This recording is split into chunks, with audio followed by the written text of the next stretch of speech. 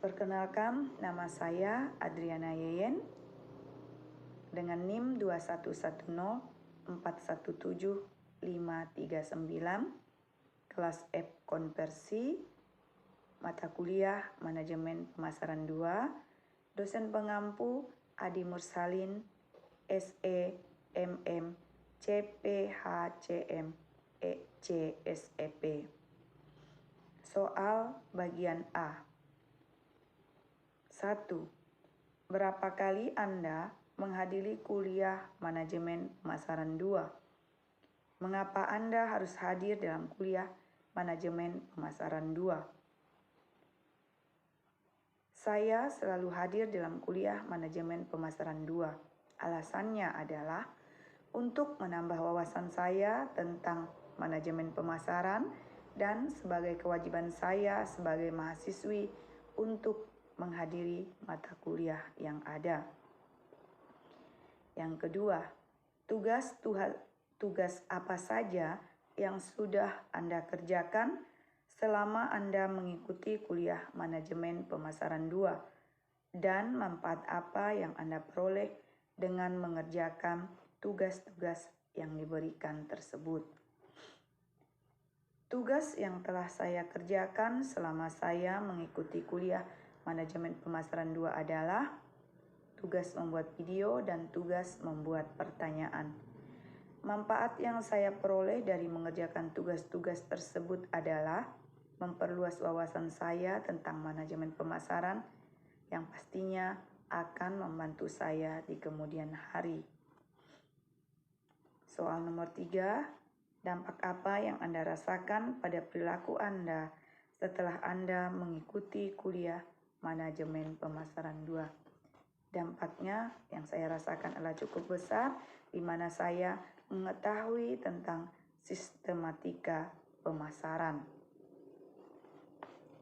Yang keempat, apa kesan-kesan Anda mengikuti kuliah Manajemen Pemasaran 2 selama semester 1 secara online? Tanggapan saya cukup baik, hanya saja selalu ada kendala, masalah sinyal yang kurang baik, sehingga ada beberapa penyampaian dosen yang tidak bisa saya terima dengan baik. Dan bagaimana tanggapan Anda jika kuliah semester depan dilakukan secara offline? Tanggapan saya ya baik-baik saja. Hanya jika offline akan mungkin menambah biaya yang lebih besar bagi saya karena tempat tinggal saya yang jauh dari kampus. Pertanyaan bagian B. Dalam pelayanan yang berkualitas dan memenuhi kepuasan konsumen, terdapat 3 komponen penting. Tugas saudara, sebutkan dan jelaskan 3 komponen tersebut. Ada 3 komponen, yaitu yang pertama adalah kualitas. Kualitas di sini adalah menciptakan kualitas yang baik untuk konsumen. Di mana ada kualitas, di situ ada harga, biaya. Biaya yang diperlukan dalam proses produksi dan biaya dari harga atau barang tersebut. Kualitas bagus, harga murah, pengiriman cepat. Pengiriman, harga murah, pengiriman cepat, maka kualitas tidak baik. Jadi 3 komponen ini adalah kualitas, biaya, dan pengiriman. Akan lebih baik lagi jika kualitas baik, biaya murah, pengiriman cepat. Soal yang kedua, jelaskan tentang prediksi karir dan tren digital marketing di tahun 2022. Prediksi karir di tahun 2022 sepertinya akan didominasi oleh karir yang berhubungan dengan dunia IT. Karena seperti yang kita ketahui, kita sekarang menghadapi industri 4.0 di mana banyak mengandalkan teknologi.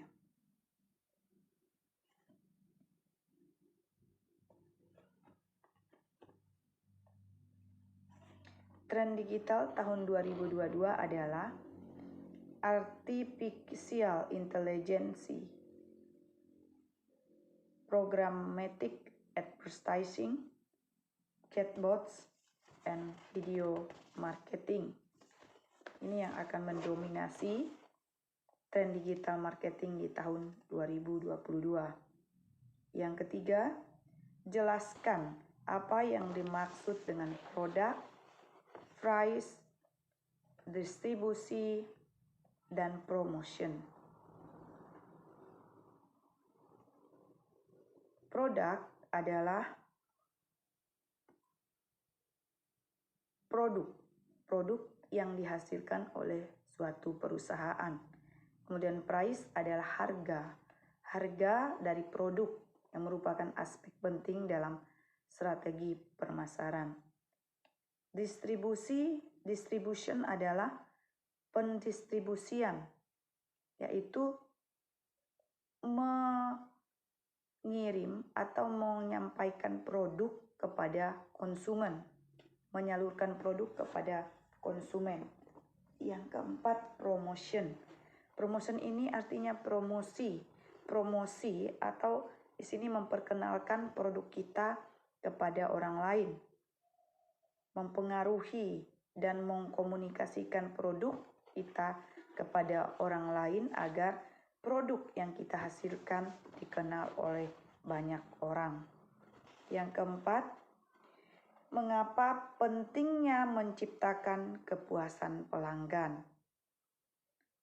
Dalam membangun suatu usaha, hal yang penting adalah kepuasan pelanggan. Jika seorang pelanggan merasa puas dengan produk yang dijual, mereka akan menjadi pelanggan yang loyal dan akan merekomendasikan produk Anda pada orang lain. Dengan begitu, akan ada banyak pelanggan baru yang berdatangan mencari produk Anda. Soal yang kelima, sebutkan dan jelaskan 8 dimensi mutu. Yang pertama, performance atau kinerja. Kinerja merupakan dimensi kualitas yang berkaitan dengan karakteristik utama suatu produk. Contohnya, sebuah televisi. Kinerja utama yang kita kehendaki adalah kualitas gambar yang dapat kita tonton dan kualitas suara yang dapat didengar dengan jelas dan baik. Yang kedua, fitur. Fitur merupakan karakteristik pendukung atau pelengkap dari karakteristik utama atau suatu produk. Misalnya, pada produk kendaraan beroda 4. Fitur-fitur pendukung yang diharapkan oleh konsumen adalah seperti DPD, sensor atau kamera mundur, serta remote control mobil. Yang ketiga, reliability atau kehandalan. Kehandalan adalah dimensi kualitas yang berhubungan dengan kemungkinan sebuah produk dapat bekerja secara memuaskan pada waktu dan kondisi tertentu. Yang keempat, conformance atau kesesuaian. Conformance adalah kesesuaian kinerja dan kualitas produk dengan standar yang diinginkan. Pada dasarnya, setiap produk memiliki standar ataupun spesifikasi yang telah ditentukan. Yang kelima, durability atau ketahanan. Durability ini berkaitan dengan ketahanan suatu produk hingga harus diganti. Durability ini biasanya diukur dengan umur atau waktu daya tahan suatu produk. Yang keenam, serviceability. Serviceability adalah kemudahan layanan atau perbaikan jika dibutuhkan.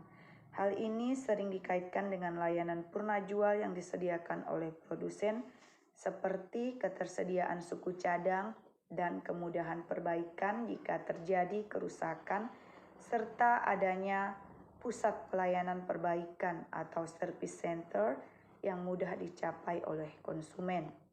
Ketujuh, estetik atau keindahan.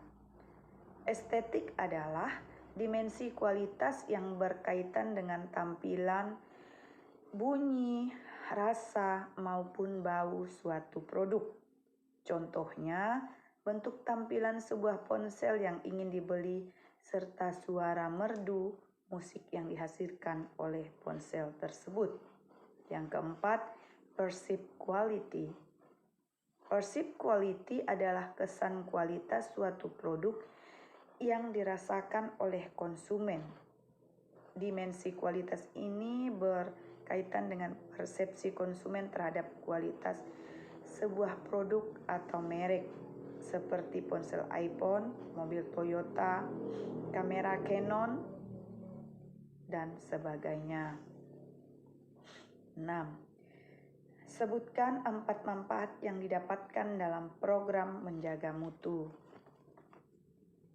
Yang pertama, memberikan kepuasan kepada para pelanggan sehingga menjaga kepercayaan terhadap perusahaan.